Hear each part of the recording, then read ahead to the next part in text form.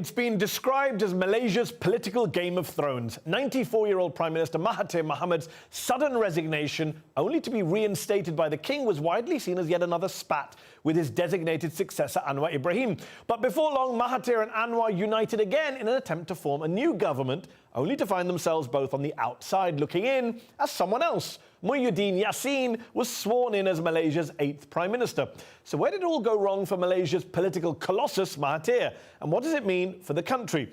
Joining me now from Kuala Lumpur to discuss this is Syed Saddiq, a Member of Parliament who served as the Minister of Youth and Sport in Mahathir's most recent government. Thank you for joining me on Up Front. It's been a wild 2 weeks in Malaysian politics. Just a week ago, your political mentor, Mahathir Mohamad, seemed poised to stay on as Prime Minister, beyond the time anyone had really imagined when he came into power in 2018. Now he's gone, he's been sidelined, he's crying foul. He says he's been betrayed. How did it all come to this? It came to this because of the formation of an illegitimate backdoor government. The fact that without Dr. Mahathir's knowledge, that his own colleagues decided to work together with the well-known global kleptocrats to form a backdoor government and to take down the democratically elected Pakatan Harapan government, I think is truly a sad day for Malaysian democracy. There are obviously a lot of concerns about the legitimacy of this new government. You called it a backdoor government lacking in legitimacy. It wasn't elected by the people. The Guardian newspaper in the UK, for example, called the King's decision to name Muhyiddin Prime Minister a royal coup. Is that a description you would agree with? I think it's unfair to blame the Malaysian King. The reality is the leaders who currently claim government came in the wrong fashion, where they presented the wrong numbers to the Malaysian King.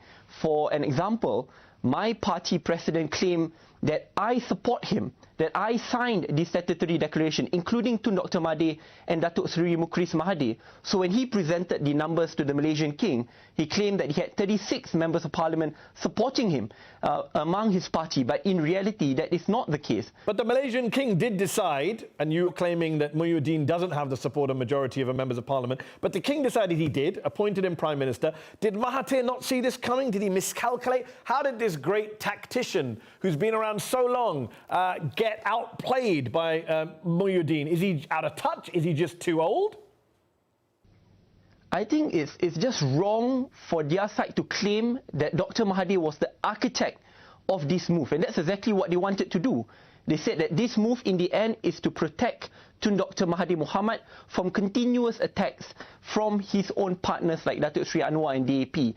But in reality, Dr. Mahathir rejects this form of government because he wants to work with the leaders which he worked with, which won the last election, not to suddenly open the doors of government to the global kleptocrats to come in. And you say that Mahathir wants to work with the leaders who he worked with in the last election and the people who came in. Isn't the problem there that, yes, he's kept his promise not to ally with UMNO, who you call global kleptocrats, the party tainted by corruption and lost power in 2018. He may have kept that pledge not to work with them, but he also failed to keep another pledge, which was he was going to hand over power to Anwar Ibrahim. That was the promise he was made. That was what Anwar Ibrahim believed, and he didn't do it. Had he stuck to that promise, maybe you wouldn't be in the situation you are today, so divided and all over the place. He has. And the fact is that in the last discussion at the Pakatan Harapan Presidential Council, including Datuk Seri Anwar Ibrahim and Tun Dr. Mahathir was there, I'm a part of the Presidential Council, there was an agreement to give room for Dr. Mahathir to govern, and then when the right time comes to hand over power to Datuk Seri Anwar. An agreement was after APEC. But hold on, you say that when the right time came, he would have handed over. When was that right time? Because once he became Prime Minister in 2018, he said 1 or 2 years. Then it became, quote, 2 or 3 years. Then not beyond 3 years. Then not until after the APEC summit. He kept just kicking the can down the road, didn't he? He's been very consistent. No, he hasn't been consistent. He's been very consistent. He said all 1 to 2 years. Even then he before said 2 to 3 years. Agreement. That's not consistent. That is not consistent. He said 1 or 2 years. Then he said 2 or 3 years. That, by definition, is not consistent. Every decision is decided democratically together among all party heads in the Presidential Council of Pakatan Harapan. And the agreement which we had last Friday, last 2 Fridays, is for Dr. Mahathir to govern and to leave after APEC and hand it over to Datuk Seri Anwar. And we agreed as a consensus. Unfortunately, this consensus was not listened to, and in the end, that there are other parties out there who are unwilling and unhappy, and as a consequence, subvert Malaysian democracy. You say Malaysian democracy has been subverted because a coalition government was formed in a back room without an election. But wasn't Mahathir about to do the same thing last week himself? He was going to form a new coalition that would have maybe sidelined Anwar Ibrahim, and that wouldn't have been a coalition that was picked by the people. Absolutely not. If Tun Dr. Mahathir really was power crazy, he could have simply just remained as the Prime Minister, and for there to be a change in coalition with him still heading the Prime Ministership. That was exactly what this new coalition wanted. Instead, he stepped down, his moral conscience is clean, and he still fought to ensure that the democratically elected government will stay in power because of the people. But he's not retiring, and you say he's not power crazy. How would you describe a 94-year-old who is still in office and has been Prime Minister since before you were born? Because at that point in time, he was given the opportunity to lead this new undemocratically elected coalition. He was given a chance. He rejected it. He didn't want to be a part of this so-called grand architect. What happened after that? He stepped down. He continuously aligned himself with his democratically elected partners and moved in to challenge this unholy alliance which just came in. Just bigger picture, I want to ask you about what this all means for Malaysia moving forward as a multi-ethnic, multi-religious country. Anwar Ibrahim's party has long spoken about taking a non-racial approach. When he allied with Mahathir, there was hope that this would be a different Malaysia going forward, especially for minorities. Some would say Malaysia is actually going backwards now under this new Prime Minister and this new government. Are we going to see a new set of policies favouring Malay or Muslim supremacy in Malaysia now? We'll have to wait. It's not just about race-based policies. If you also see there's a lack of good racial composition or unity in this new government, which I think will be bad for Malaysia. Coming back to my question about discrimination, in December 2018, when your government was discussing signing a UN convention to eliminate racial discrimination, tens of thousands of Malaysians took to the streets in your country to oppose that move because they didn't want any disruption of the preferential treatment that they get as Malays. When tens of thousands of people take to the streets saying they support discrimination, that's a problem for your country, isn't it?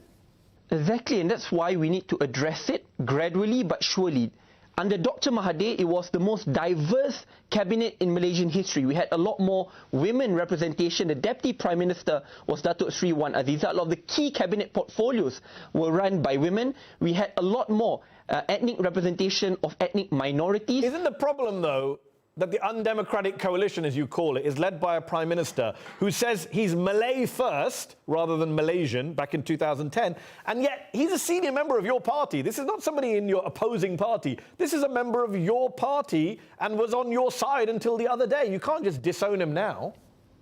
Mehdi, he is like a father to me. One of the reasons why I joined politics was because of him. He was one of the persons who spoke up against the global kleptocrats, who was sacked by his party for speaking up against the global kleptocrats. I joined his party as one of the co-founders. My mother was threatened. She was a teacher and she was threatened by the government then. I lost my job, Mandy, as a researcher and as a lecturer. My whole family was threatened. So much money was awarded to me if I decided to join the global kleptocrats then. What truly disappoints me is that today, my very own leader, my father, decided to open the door of Malaysian government and democracy to the same global kleptocrats who threatened me, my family, who sacked him and threatened his family, and now are aligning himself. And I get that. I'm asking a point about race and discrimination. You're saying he's like a father figure to you, and I'm saying to you, when you were considering him as your father figure, he was making some pretty provocative remarks about being Malay first. Would you criticize him for saying that? Do you consider yourself to be Malay first? I'm always a Malaysian first, but I think it's not wrong for me to be proud of my race, and it is important for me to ensure that especially those who are underprivileged, coming from poor family backgrounds, deserve to be helped and assisted, which unfortunately today are majority Malay. That's why when I supported him and the foundation of this party is to ensure that poor Malays are well taken care of, but most importantly, one of the biggest founding pillars is to challenge global kleptocracy, to ensure that Malay leaders in Malaysia are known to be leaders of integrity, those who can be proud to say as leaders of all Malaysians and can never be tainted with corruption and mismanagement and abuse of power. That was the reason why I joined this party, and that was exactly the reason why I supported Tan Sri Muhyiddin Yassin, my father. Sayyid Sadiq, we'll have to leave it there. Thank you for joining me on Upfront. Thank you very much, Mehdi. That's our show. Upfront will be back next week.